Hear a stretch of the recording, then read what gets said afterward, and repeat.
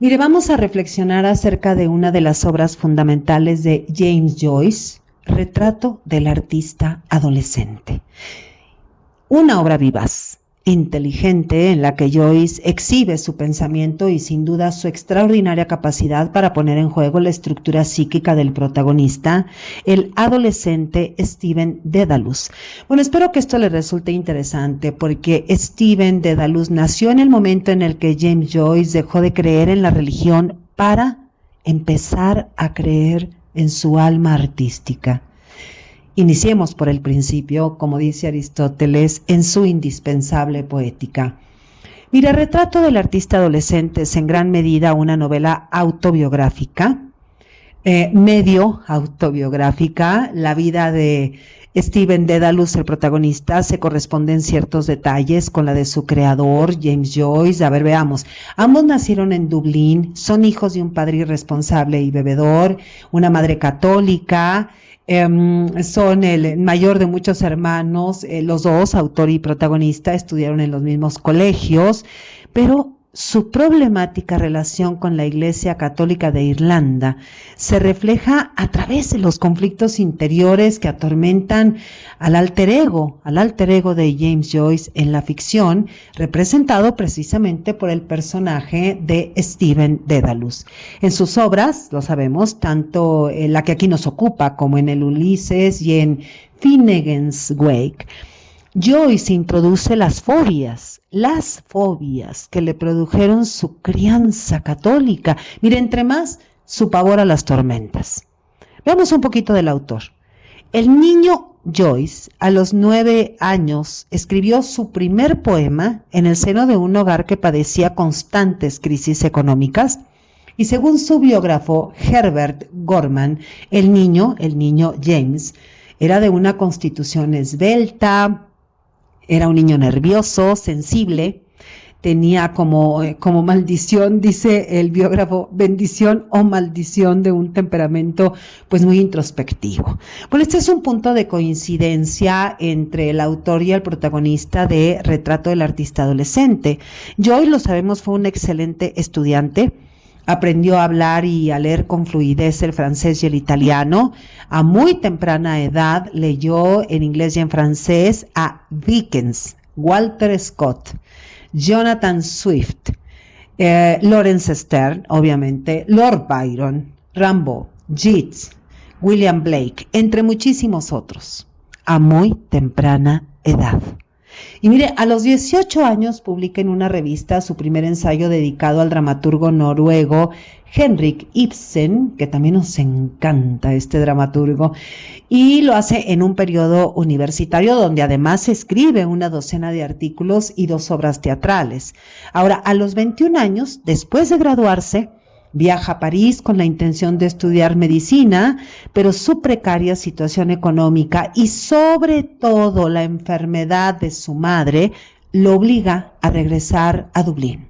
La madre padecía cáncer y al morir la madre, James se derrumba y se va a dedicar a, ¿qué cree? Qué cosa más impresionante, se dedica a cantar en las calles, porque además dicen que cantaba espectacularmente, dicen los biógrafos, y que incluso obtuvo un premio en un festival musical.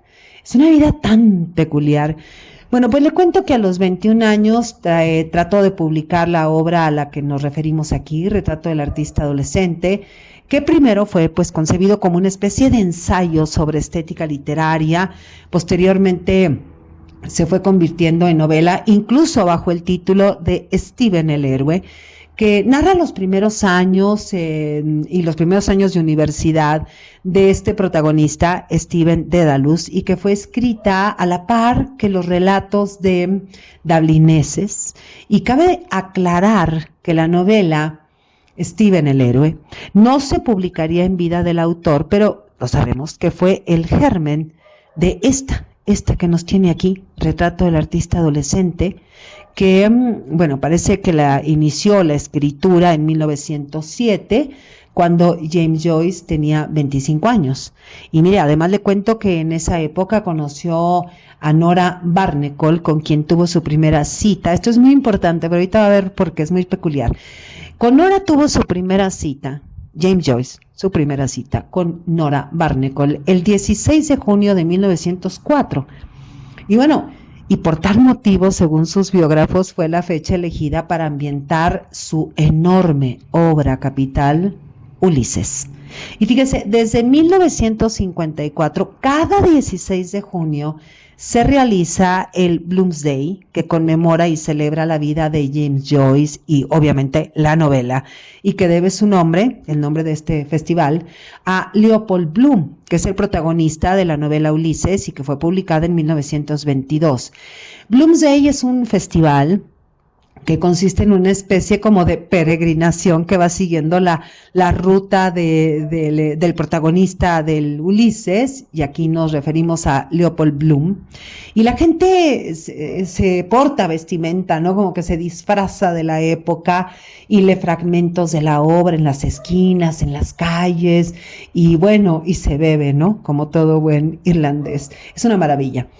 Bueno, Retrato del artista adolescente, decíamos, novela semi-autobiográfica, se va publicando en partes, es decir, por entregas, así como si fuera una serie televisiva, o sea, en formato serial, en la revista The Egoist, entre 1914 y 1915, y ya como libro, en el año de 1916, el año de publicación de Retrato del artista adolescente.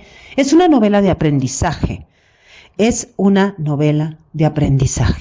la historia de un adolescente llamado Stephen Dedalus, que es el alter ego del propio autor, por lo que pues en ella van apareciendo algunos hechos basados en la vida real del escritor, como ya dijimos.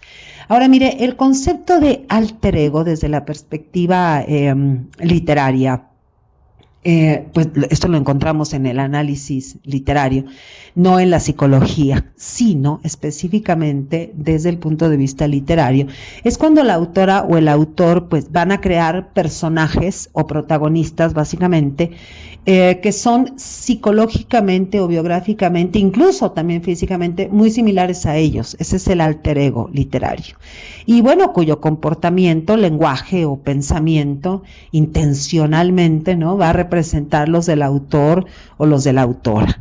Y este alter ego de Joyce, que es el protagonista de esta novela de aprendizaje, Retrato del artista adolescente, pues vemos a este género, novela de aprendizaje, como un subgénero novelesco muy interesante, porque en general la temática se va a centrar en la evolución y el desarrollo físico, moral, psicológico, social del personaje, generalmente desde su infancia hasta la madurez, bueno, una madurez, en todos los casos, una madurez psicológica, o sea que el personaje se va formulando preguntas sobre la vida, se empeña en buscar respuestas en sus experiencias, y de algún modo este género, es decir, la novela de aprendizaje o subgénero narrativo, pues está relacionado con el viaje del héroe.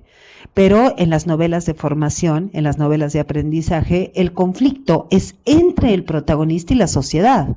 ¿Cómo chocan los postulados del protagonista contra los imperativos de la sociedad, y cómo este protagonista logra defender su identidad, logra defender su individualidad? Y en el caso de esta novela, que correspondería a la subcategoría de novela de artista o autobiografía estética, es decir, cómo nace, cómo evoluciona un artista, cómo alguien se convierte en escritor.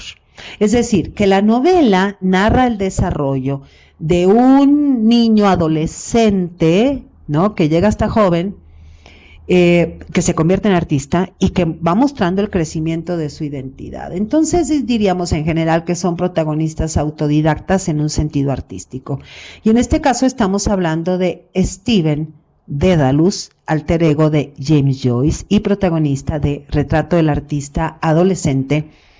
Y bueno, y si más o menos no nos situamos en esta parte, diríamos y reiteramos que Retrato del artista adolescente es una novela de aprendizaje, es una novela de artista, es una autobiografía estética. Y bueno, el nombre, el título, ¿no?, también de Stephen Dedalus, pues da que pensar, Da que pensar como todo símbolo. Stephen es el nombre del primer mártir cristiano. Estamos hablando de San Esteban, un judío converso, mencionado en los Hechos de los Apóstoles. En realidad el nombre es Estéfanos en griego. Bueno, San Esteban, a causa de envidias, fue acusado por los escribas judíos de haber blasfemado, ¿no? Algo que era pues una vil mentira, y posteriormente fue lapidado.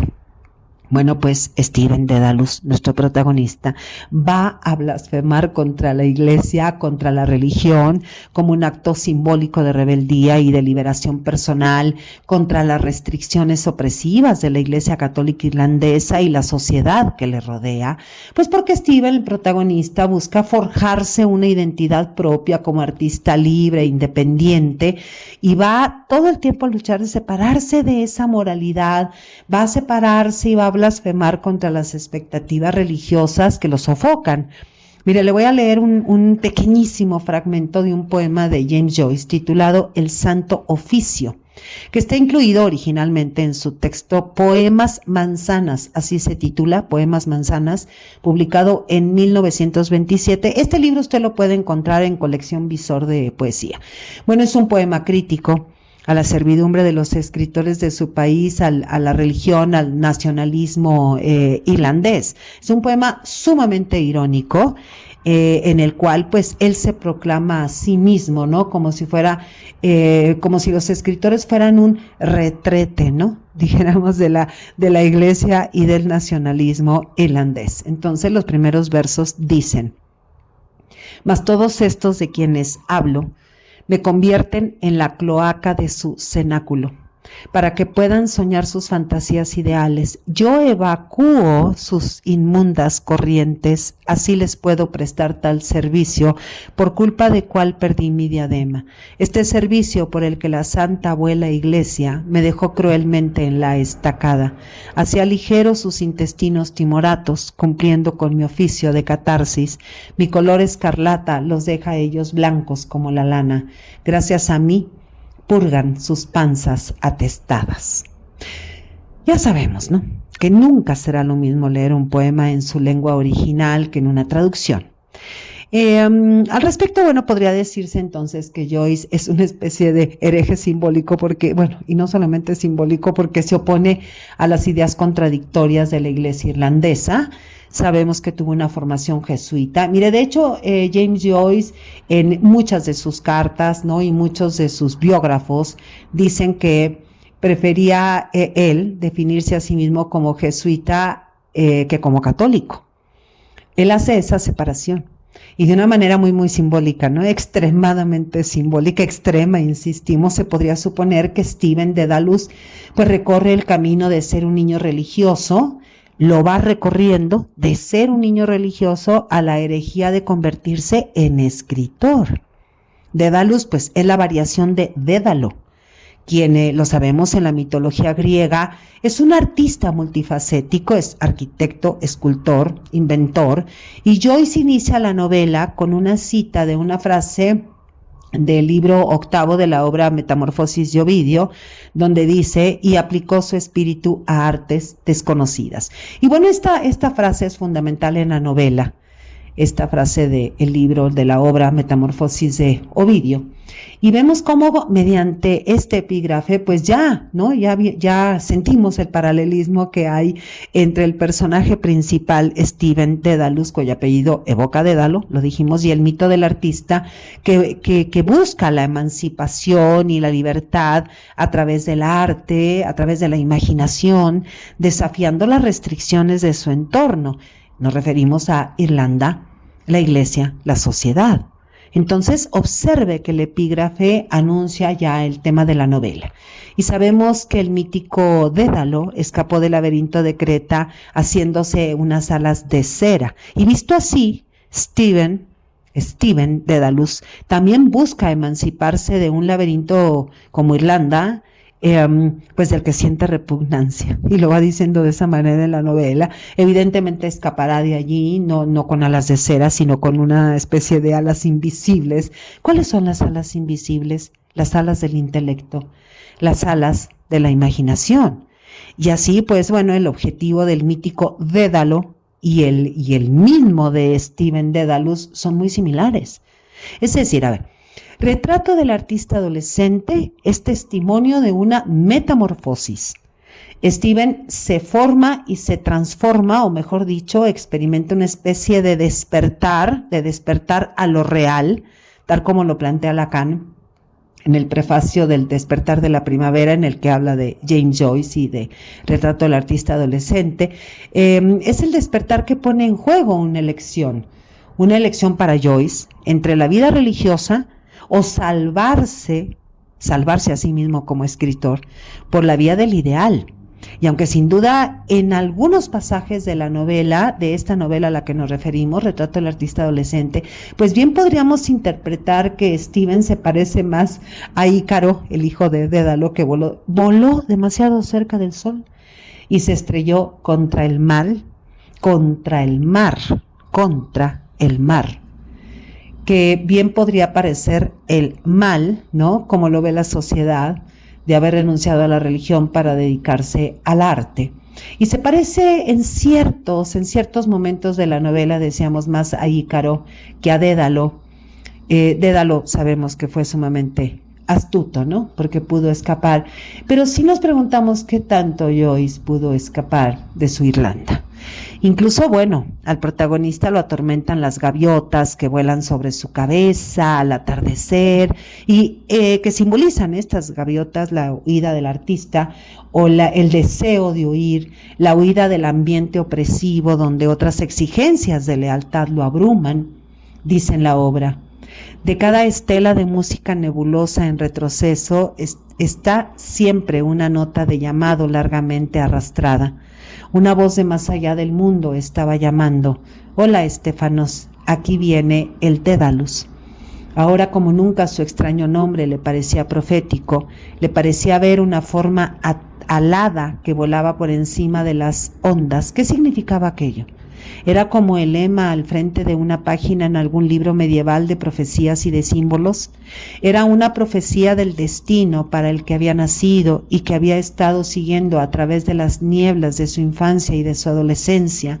Un símbolo del artista que forja en su oficina con el barro inerte de la tierra de un ser nuevo, alado, impalpable, imperecedero. Entonces, mire, el nombre del personaje, Stephen Dedalus, pues funde dos facetas de la cultura occidental, es decir, un elemento clásico y un elemento religioso, cristiano, muy presentes en la obra de James Joyce: el artista, el artesano, el escritor, el mártir.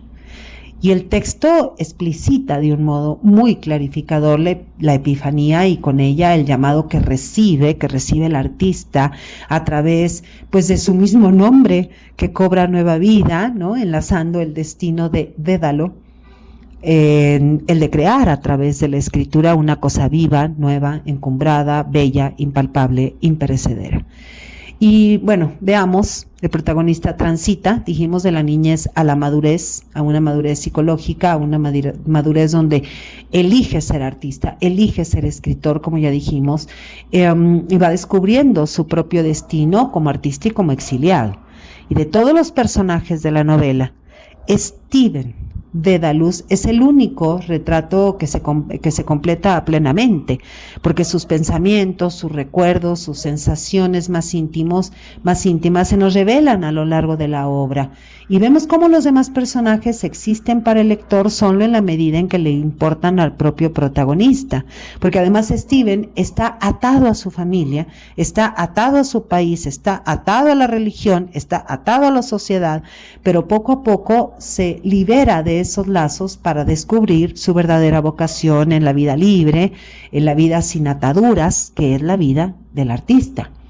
Y el protagonista de esta novela de Joyce ve su vida como una lucha heroica, casi le podría decir como una épica, para liberarse de las diversas limitaciones pues que siente que su ciudad le impone, las redes de la política, la religión, la familia, y bueno, el protagonista mira a la iglesia como el mayor rival del arte, dice en la obra. estaba destinado a aprender su propia sabiduría aparte de los demás o a aprender la sabiduría de otros, vagando entre las trampas del mundo.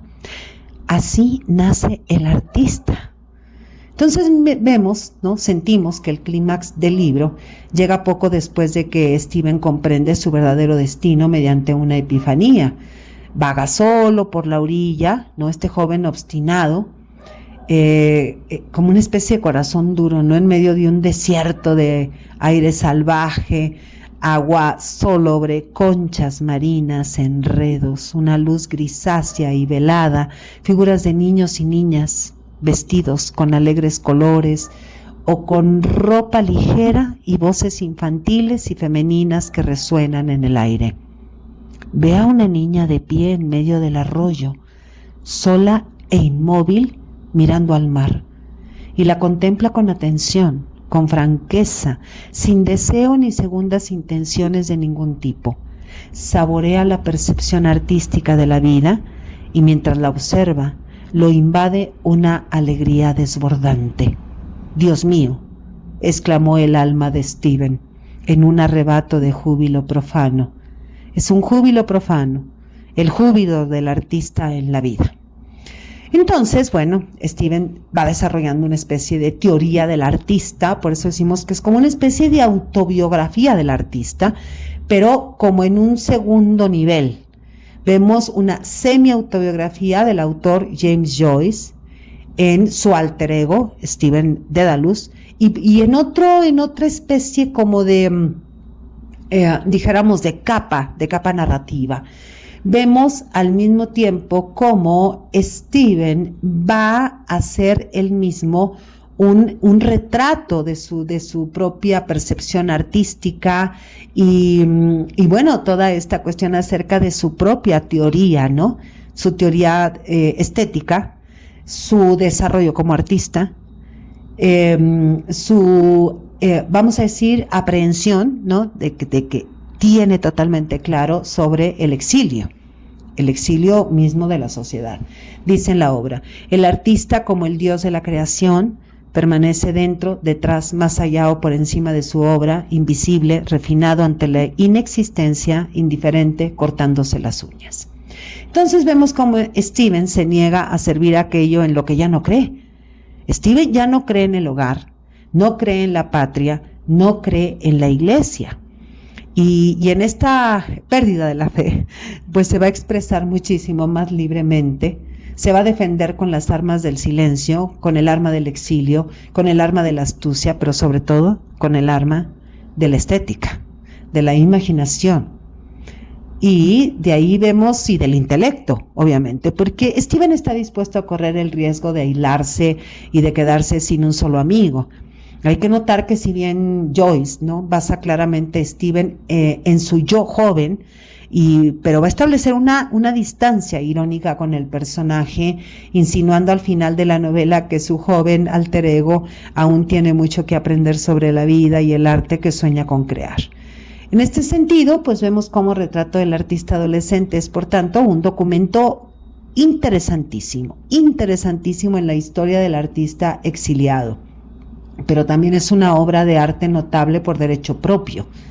Y combinando las tradiciones naturalista y simbolista, vemos que Joyce se encuentra como una especie de solución a los problemas del artista literario de su época.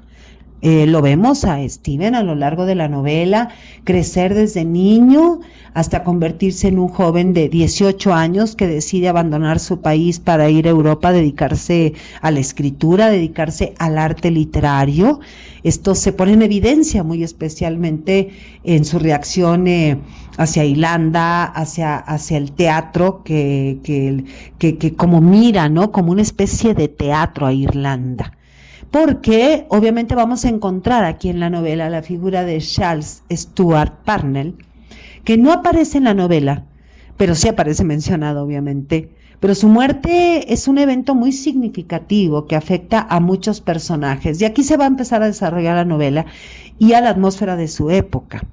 Y vemos, bueno, quién es Charles Stuart Parnell. Fue un líder político irlandés que tras ser expulsado de la vida pública por su relación extramatrimonial, pues va a provocar una crisis nacional, imagínense nada más, que se refleja en la obra. Esto es totalmente real e histórico. Y entonces al leer la primera parte de la novela, podemos identificar fácilmente cómo la supuesta traición de Parnell forma parte de la psique irlandesa de la época. Entonces el caso Parnell y la situación irlandesa en general influyen directamente en la escena de la cena de Navidad. Y clarito la novela refleja que Joyce creía firmemente que la situación política había llevado al pueblo irlandés pues a una especie de mentalidad totalmente absurda, totalmente servil hacia la iglesia, y eso se va poniendo en evidencia en las secciones finales de Retrato del artista adolescente, y porque escuchamos los diálogos entre estudiantes al final de la novela, cuando Steven le dice a Davin, ¿no?, con extraña vehemencia, le dice: ¿sabes qué es Irlanda? Irlanda es la cerda vieja que devora su propia lechigada. Es decir, una Irlanda con sobrepeso, una Irlanda cargada de historia y cargada de religión. Es muy importante, mire, aquí destacar que en Retrato del artista adolescente hay muchos momentos de epifanía, y que tiene que ver con esto, con la creación del artista, con la creación de un artista que intelectualmente ha iniciado ya su propio exilio. Y algunos de ellos son muy provocadores, por una frase que Steven dice, extrae de su tesoro. Es decir, estas epifanías, como él dice, o por palabras y la asociación de ideas, ¿no?, sugeridas, pues mientras sus compañeros de escuela ridiculizan su nombre, aparece una epifanía. O por cualquier gesto o acontecimiento, ¿no?, aparece una epifanía. Pero entre todos esos momentos de epifanía que Steven experimenta a lo largo de la novela, hay uno que destaca, que ya lo leímos, el de la niña, el de la visión de la niña en la playa, la niña pájaro, que ya hemos comentado. Y en ese momento de epifanía, esa niña pájaro cumple una función iniciática, como las ninfas, como las musas que inspiran los clásicos, invitando a Steven, pues una vez que conoce su vocación, sus aspiraciones a la belleza, a la libertad, al amor, a la poesía, y lo van precisamente a inspirar o a motivar a abandonar su vida actual y dejar Irlanda. Entonces, como bien usted ve, hay un carácter muy iniciático en la obra. Dice: salgo a buscar por millonésima vez la realidad de la experiencia y a forjar en la fragua de mi espíritu la conciencia increada de mi raza. Dice la voz omnisciente del narrador sobre Steven: lo que él necesitaba era encontrar en el mundo real la imagen irreal que su alma contemplaba constantemente. Es decir, este protagonista, Steven, busca proyectar su inestabilidad, su irrealidad, inestabilidad en el sentido, en su relación con el mundo real, su irrealidad hacia el mundo real, y por otro lado, respecto a la estructura narrativa. Es que es interesantísimo, porque tome usted en cuenta que es una novela semi-autobiográfica, es una novela de aprendizaje, es una novela de artista. Entonces hay tres capas. Una es la del narrador omnisciente, otra es la del autor proyectada en el protagonista, o proyectado en el protagonista. Tres en uno, podría decirse. Podríamos hablar de una discolocación, una proyección de miradas diversas, pues como si estuviéramos ante las fracturas imaginarias de un cuadro de Picasso, o ante las idas y venidas de la mirada de un cuadro de Velázquez, pero no solo miradas. Respecto a la voz, estamos hablando aquí de los narradores, y si tenemos en cuenta la peculiar relación de Joyce con la conciencia religiosa, podríamos pensar que la voz narrativa parece la de una especie de Dios tranquilo pero juzgador, que lo sabe todo, mirándose a sí mismo como personaje literario desasosegado. O sea, Steven Dedalus. Entonces vemos aquí un espacio real tomado por la voz omnisciente, vemos un espacio simbólico, el del protagonista literario Steven Dedalus, y vemos un espacio imaginario, el de la experiencia vital de James Joyce. Bueno, indudablemente esta estructura narrativa del retrato del artista adolescente es una buena forma de escribir literariamente a un ser humano, un sujeto, a un ser que habla en la medida en que nos hace partícipes de 3 instancias. ¿Cuáles son las 3 instancias dentro de la novela? La real, la simbólica y la imaginaria. Vemos, y dentro de estas instancias, dentro de estas 3 instancias, real, simbólica e imaginaria, vemos el fluir de la conciencia. Por ejemplo, aquí, vamos a ver aquí el fluir de la conciencia. El lenguaje en el que estamos hablando ha sido suyo antes que mío. Qué diferente resultan las palabras hogar, Cristo, cerveza, maestro, en mis labios y en los suyos. Yo no puedo pronunciar o escribir esas palabras sin sentir una sensación de desasosiego. Su idioma, tan familiar y tan extraño, será siempre para mí un lenguaje adquirido. Yo no he creado esas palabras, ni las he puesto en uso. Mi voz se revuelve para defenderse de ellas, mi alma se angustia entre las tinieblas del idioma de este hombre. Y la técnica del fluir de la conciencia la explica, de cierta forma, la voz omnisciente y juzgadora del narrador. Dice el narrador, aquella monstruosa vida suya le había arrojado más allá de los límites de lo real. No había cosa en el mundo real que le dijera nada, que le conmoviera, a no ser que despertara un eco de aquellos alaridos furiosos que él sentía brotar de su interior. No podía responder a las llamadas de la tierra ni de los hombres, sordo e insensible a la voz del verano y al gozo de la camaradería, ahito y descorazonado de oír el sonido de las palabras de su padre. Apenas si podía reconocer como propios sus pensamientos, y se repitió lentamente en voz baja: yo soy Stephen Dedalus. Voy andando junto a mi padre, que se llama Simón Dedalus. Estamos en Cork, en Irlanda. Cork es una ciudad. Nuestra habitación está en el Hotel Victoria. Victoria, Stephen, Simón, nombres. Entonces, vemos aquí el fluir de la conciencia, que es como situar al personaje ante el lenguaje de sus pensamientos. Ahora mire, todo el libro está contaminado por la aflicción, el desamparo, el desasosiego, la fragilidad, la angustia de Stephen Dedalus. Es una especie como de marco sintomático que hace James Joyce y que paradójicamente, pues sabemos, es el resorte que va a catapultar al protagonista hacia la artisticidad, lo va a catapultar como artista, lo va a catapultar a la escritura, dice en la obra. Proclamar penetrantemente a los vientos la liberación de su alma, este era el llamamiento de la vida, no la voz grosera y turbia del mundo lleno de deberes y de pesares, no la voz inhumana que le había llamado al lívido servicio del altar, al lívido servicio del altar. Vemos que en su literatura James Joyce fue más allá de la desgracia y las frustraciones a las que se había acostumbrado a ver como notas dominantes de su vida. Es decir, Joyce carga con el fardo de su padecer para construir con el mismo padecimiento una lengua propia como obra artística, y entre más usa la asociación libre al concatenar enunciados, ¿no?, sin relación aparente. Por ejemplo, cuando dice, le disgustaba no comprender bien lo que era la política y el no saber dónde terminaba el universo, se sentía pequeño y débil. ¿Cuándo sería él como los mayores que estudiaban retórica y poética? Tenían unos vozarrones fuertes y unas botas muy grandes y estudiaban tragiconometría. Esto estaba muy lejos. Primero venían las vacaciones y luego el siguiente trimestre y luego vacación otra vez y luego otro trimestre y luego otra vez vacación. Era como un tren entrando en túneles y saliendo de ellos, y como el ruido de los chicos al comer en el refectorio. Si uno se tapa los oídos y se los destapa luego, trimestre, vacación, túnel y salir del túnel, ruido y silencio. Lo mejor era irse a la cama y dormir. Solo las oraciones en la capilla y luego a la cama. Qué bien se estaría en la cama cuando las sábanas comenzaran a ponerse calientes.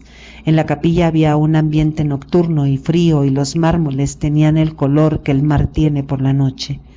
el mar estaba frío y oscuro debajo del dique junto a su casa, mas la olla del agua estaría al fuego para preparar el ponche. Esto es toda una metonimia que parece no encontrar un punto de anclaje. ¿Y cuál es el punto de anclaje aquí? Pues precisamente saber convertir esa deriva en una obra literaria, lo cual hace de la deriva una fiesta de lenguaje. Mire, como lectora no puedo evitar una sonrisa cada vez que leo a Joyce, y yo sé que a los lectores les pasa lo mismo y a todas las lectoras, porque vemos aquí el uso de la ironía, el privilegio del sonido, la disolución del sentido, los juegos lingüísticos, los acertijos, y me parece que lo que quería James Joyce es ponernos a trabajar, sobre todo a quienes nos consideramos hermeneutas, y vaya que lo consiguió, James Joyce nos introduce en sus laberintos y no nos da un hilo de Ariadna, nos introduce en epifanías retrospectivas, en epifanías oníricas, en epifanías dialogadas, en la súbita revelación, como una especie del quid, ¿no?, de algo, o en el momento en el que el espíritu del objeto más vulgar pues nos va a parecer radiante, en un momento de absoluta pasión. Nos introduce en la luz cegadora del efecto estético. Dice en la obra, su madre le dijo, Stephen tiene que pedir perdón. Dante dijo, y si no, vendrán las águilas y le sacarán los ojos. Pide perdón, de rodillas. Le sacarán el corazón. Pide perdón. Tremenda epifanía, porque esta epifanía va a poner en juego el terror que James Joyce tenía que darse ciego y al temor a los pájaros. Hay una impresionante epifanía del infierno relacionada con el delirio religioso de Stephen Dedalus, que sería un ejemplo de epifanía también onírica. Dice en la obra, algunos seres se movían en el campo, errantes, acá, allá, seres cabrunos con cara humana, frente cornuda y barba rala de un color gris como el del caucho. La perversidad del mal les brillaba en la mirada dura, arrastrando tras de sí su larga cola. Un rictus de cruel maldad iluminaba con un resplandor grisáceo de sus caras viejas y huesudas. Y termina así. Se movían en lentos círculos para encerrar, con el lenguaje indistinto de sus labios y el silbido de sus largas colas embadurnadas de estiércol enranciado, impeliendo hacia lo alto las espantosas caras. ¡Socorro! Mira qué horror, ¿no?, con estas epifanías del infierno. Y por otro lado, un ejemplo de epifanía apasionada y reveladora, con un tono hasta cierto punto erótico, la encontramos en el viaje en el tranvía, que está ubicada en el capítulo 2, ¿no?, junto a una compañera, cuando dice, y le vio lucir para él sus galas, el bonito vestido, el ceñidor, las largas medias negras, y comprendió que él se había ya rendido 1000 veces a aquellos encantos, y sin embargo, una voz interna más alta que el ruido de su corazón agitado le pregunta si aceptaría aquella ofrenda para la que solo tenía que alargar la mano. Bueno, además de las epifanías, es una maravilla como Joyce plasma las teorías sobre los géneros lírico, épico y dramático. Le dice, eso es buenísimo, le dice Stephen Dedalus a su compañero de estudios, ¿no?, a Lynch. Dice, el arte tiene necesariamente que dividirse en 3 formas que van progresando de una en una. Estas formas son la lírica, forma en la cual el artista presenta la imagen en inmediata relación consigo mismo; la épica, en la cual presenta la imagen como relación mediata entre él mismo y los demás; y la dramática, en la cual presenta la imagen en relación inmediata con los demás. Mire, yo creo que aquí habría que ponerse de pie o aplaudirle a esta obra maravillosa. Nos referimos aquí al retrato del artista adolescente. Bueno, estamos ante una experiencia muy particular que se proyecta literal y literariamente hacia una obra universal.